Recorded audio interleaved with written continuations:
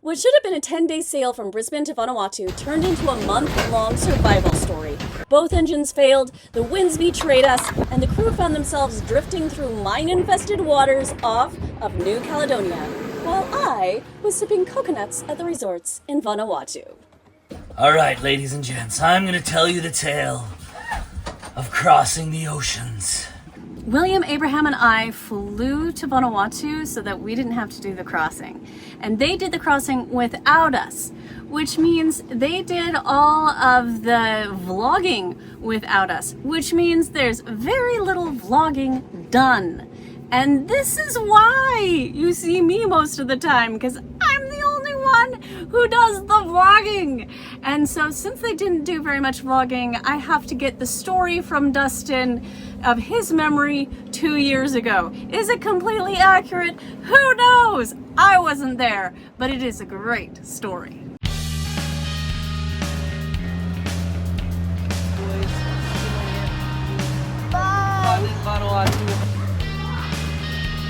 Here we go. We are flying to Vanuatu instead of sailing. Me and the two younger boys didn't want to spend up to 2 weeks sick and throwing up on the boat, and so we're flying. And part of me is super happy that that's happening, and part of me is really anxious. I'm just worried about those boys. I know they'll be okay, but I don't know that they'll be okay.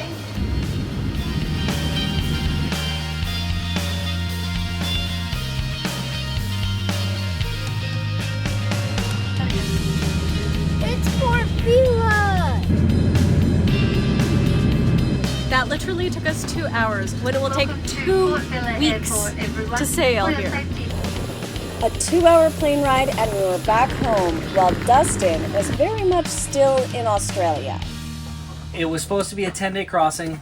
The rally was 3 days behind us. The weather looked just about okay. It was going to be coming, from about that direction. And so the night before we left, I noticed we'd already cleared out of the country with customs, and I noticed that there was a little bit of moisture in one of the sail drives, which means that my sail drive was leaking. It happened to just replace the seal, but you don't want to run it if it's leaking. So I thought, well, that's okay. That was on the starboard side. I just won't run the starboard engine, and we will be fine. So we started out, and the first 3 days were okay. It was a little bit rough. The wind was pretty good, but we had pretty big waves, so every once in a while it would slam underneath the deck. It was a calm enough beginning that our focus was on adventure and even fishing. Oh yeah, look at him. Whoa, that's a big fishy. What happened on about day 4 was we were motoring with the port engine because I didn't want to use the starboard engine, and the wind was like barely okay. We were sailing so close to the wind that in a catamaran it's just really hard to do. But if you motor sail, then you can kind of get away with it. So that's what we were doing. We were motor sailing, and the motor went out. The port motor went out. So I went and checked it, and there was a bunch of crap in the filter. So I changed the filter, the water, fuel, oil separator filter, and then I changed the one on the actual engine as well. And then that was fine, but again, we had these big, big waves, and so it happened again, like 3 hours later. This time, I used my last filters because I only had 2 spares, which I don't ever do anymore. Now I have like 16, literally. And so I changed it again, and I was like, okay, there must be something wrong with the fuel. So I went down into the port bedroom. We took the bed all apart, and I took the fuel pickup off. And the fuel pickup had this screen on it, and the screen was just covered in crap. And the fuel was filled with something that they call bug. And it's a bacteria that essentially eats diesel and poos out plastic. And it's really good at gumming up your engine. And so I had used all my filters. I cleaned that pickup as best as I could. And then I didn't really know what else to do. So as I was standing on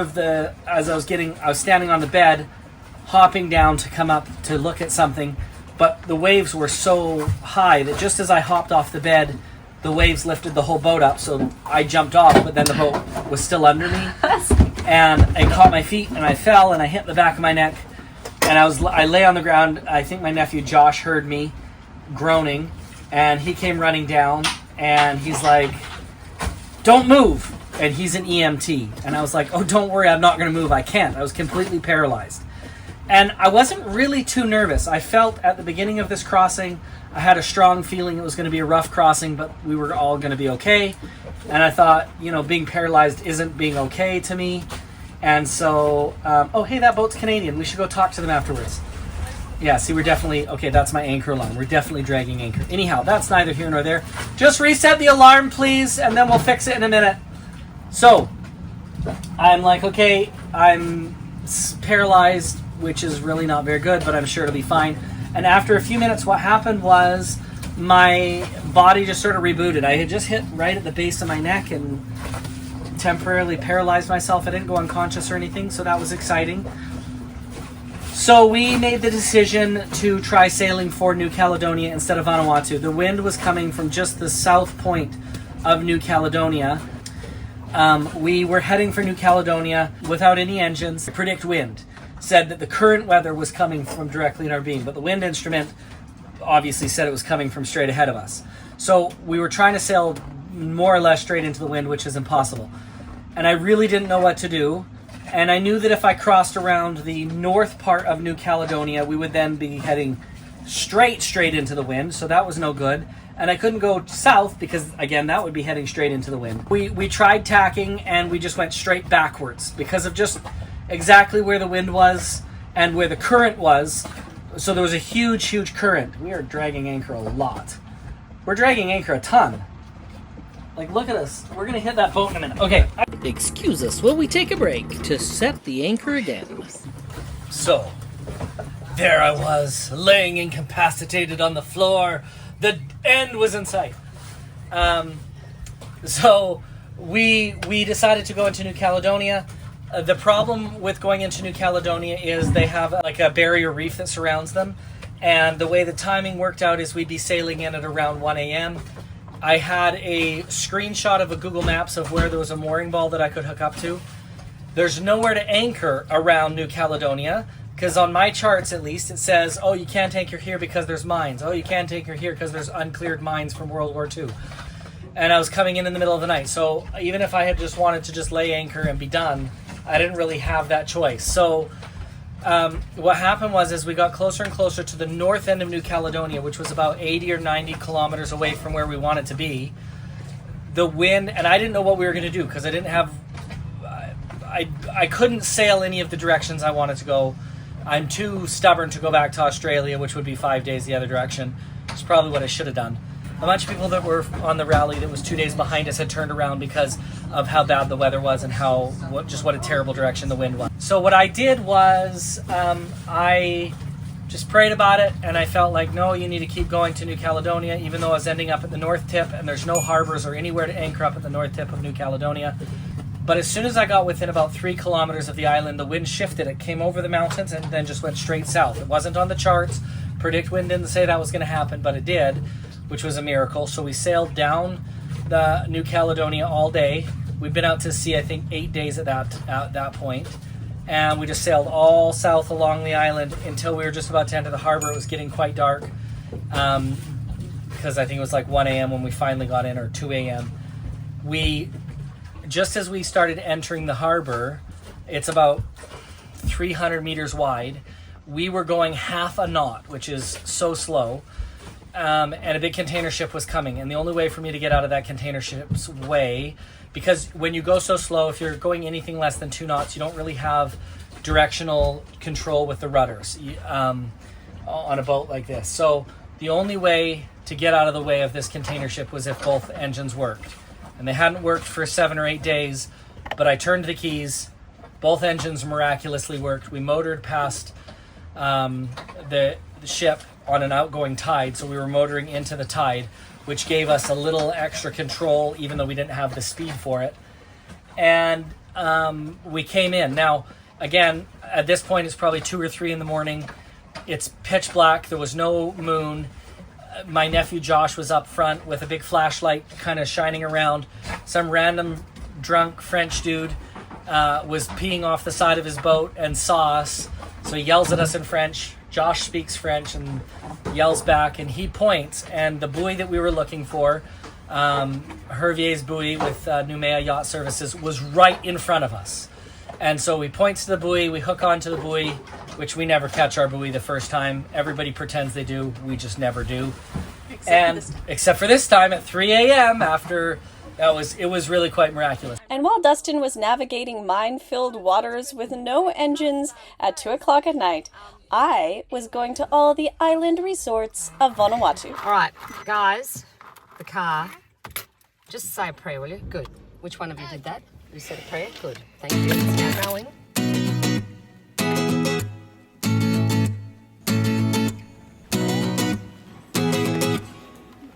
With Dustin gone, we are finally heading out on a family adventure. We're going to Aracor, and I think we're going to count this island now. Before, we didn't count this island, even though Dustin and I have been there many times, because we only go there on dates, and the kids haven't come with us. But now William and Abraham are coming, so I think this counts as an island.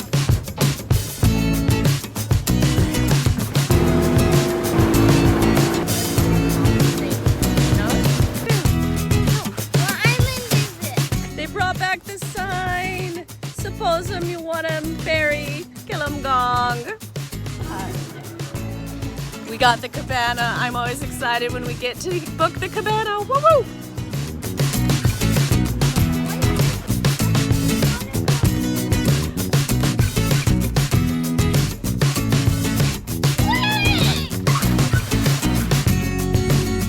My life is so hard. I wonder how the boys are doing on the boat.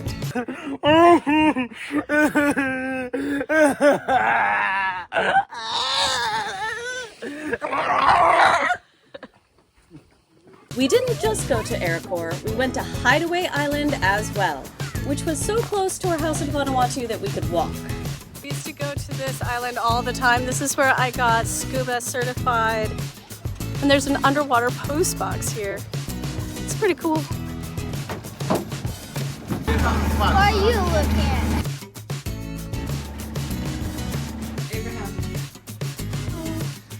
They have all of these fins and goggles available to rent.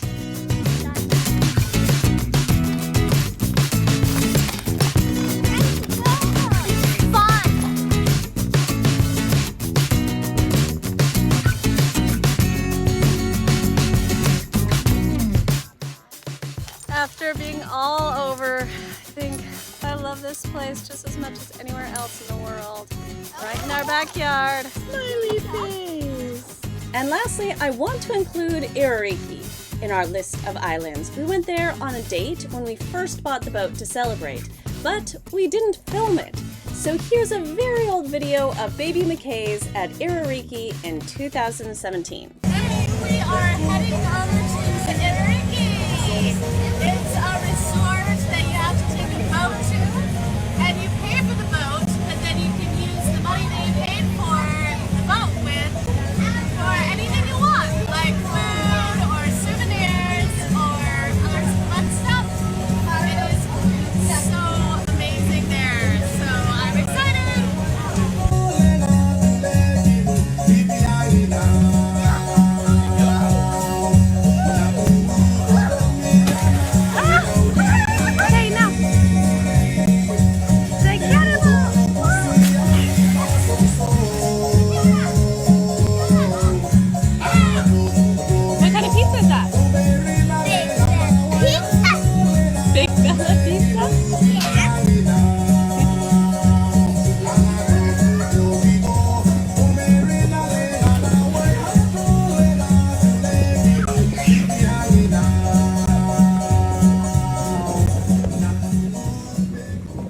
But we weren't always going to resorts. Most of the time, we were bored playing with bugs and making pillow forts. What's this? Let's go inside. It's falling apart a bit.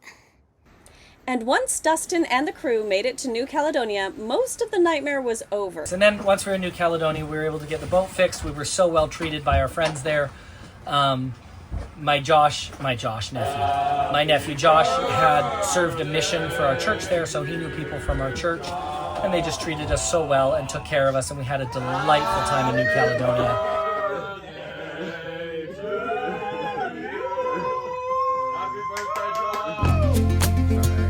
So tell us what you got for your birthday. I got an awesome spear gun.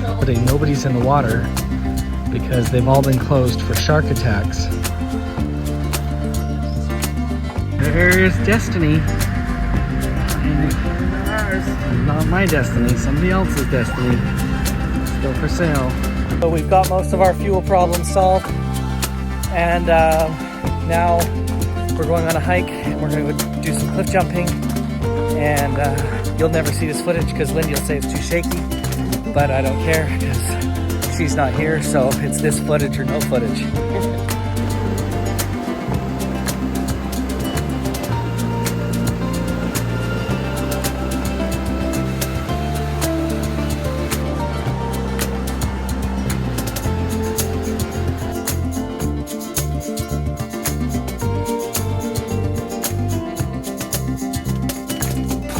Filling up at the famous Mont-d'Or Springs. Okay, look at these delicious treats. It's a burger. And yeah, that was the journey. And then we went to Vanuatu from New Caledonia. So it took our 8-day crossing ended up taking 30 days until I saw my wife, because I had to fix the boat in New Caledonia, and then.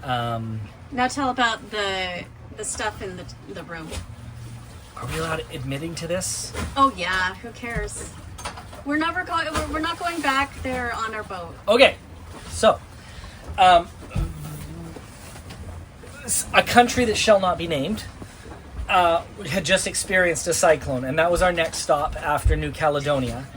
And our boat was full of donations from friends and family because they just had a cyclone, and so we had 4 different generators. So we had one full cabin, like top to bottom, left to right, completely full. And this whole cockpit, all the way up to here, was just full. We had generators. This is not a cockpit, it's a deck. We disagree about it because there's no helm in this area, in this deck. So in the rear cockpit area, we had generators, we had chainsaws, we had lumber mills, we had tents, we had clothes, we had extra diesel, we had all sorts of stuff because they just had a very devastating cyclone. Probably just looks like a ton of garbage and junk and an unorganized cabin. But what this is probably over 30 tents and 3 surfboards and 2 brand new chainsaws and dozens of solar lights and bags of clothes and tarps and ropes that all of you guys have donated that we can give to the villages in Tana. Anyhow, it's kind of cool. It's a good thing I didn't bring William and Abraham on this trip because this is their bed.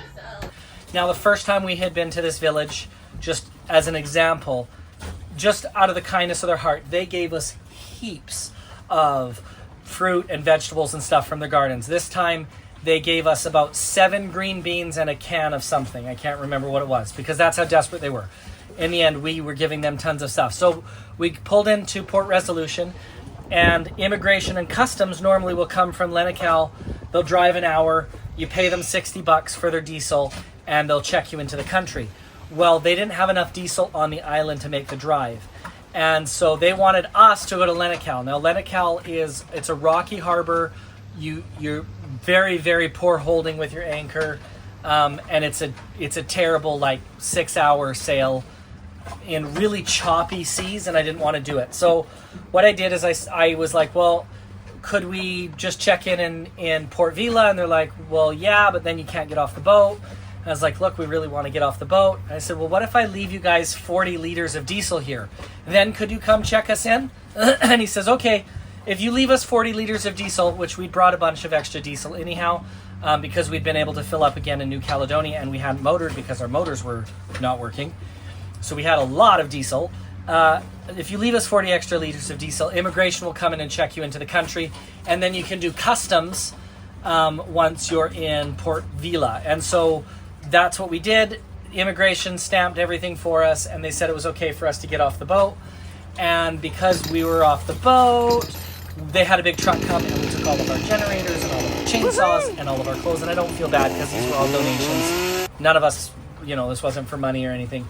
And we were able to go give those to about 4 different villages. It was so fun, and it was such the right time for those villages because they were just out of fuel, they were out of food. Oh, and we also had so much food on the boat, again, just because we always over prepare. And so we gave away almost all of our food, knowing that we get more food in Port Vila. Yeah, it was a really miraculous thing. We are on our way to the White Sands branch in this amazing truck. Peter Rabbit. Yeah. He's like, wait, how many ribs do you have? It's like, oh. We're at the White Sands branch, and in the background behind me is the Mount Yusur, the volcano. And then this, over there. Yeah. Let's hit higher in the head, is the church building. And I guess they're building an extension here. Looking pretty good there, Daniel. Yeah. Tell us about this. It's just, it isn't a fix. This is permanent. Yeah.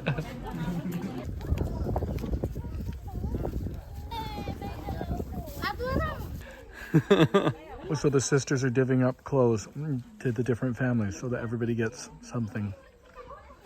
So we spent 3 days in Tana, got to go up to see the volcano again, and the family that owns the volcano, they let us go up for free this time, which was really special, and because we paid $1,000 last time.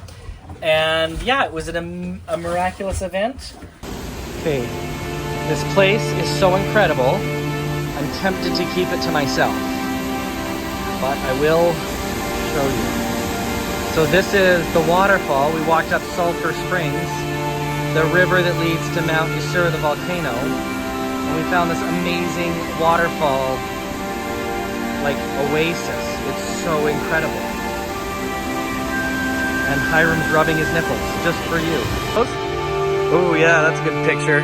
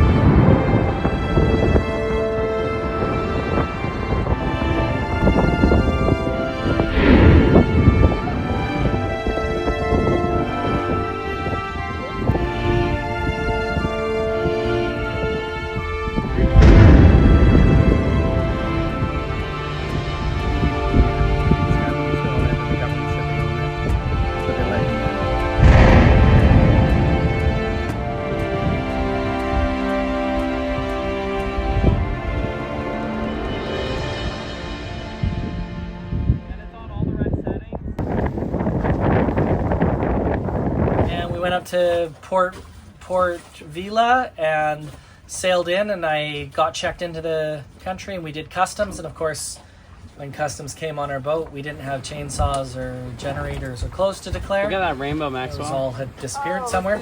Finally, we were all together celebrating. Now we are headed back to Canada. Who knows when we'll be able to come back to Vanuatu, but Vanuatu will always be in our hearts. See you on the water? No, that's what a Zitar does. I don't know. I have nothing else to say. I think we're dragging. Okay, guys, here we are. It's our last time on the vlog, on the YouTube, on the Firefly, on the McKinnon deck. Here we are, guys, and we're in a beautiful. We're in the ocean. Apparently, someone told me it's made out of salt.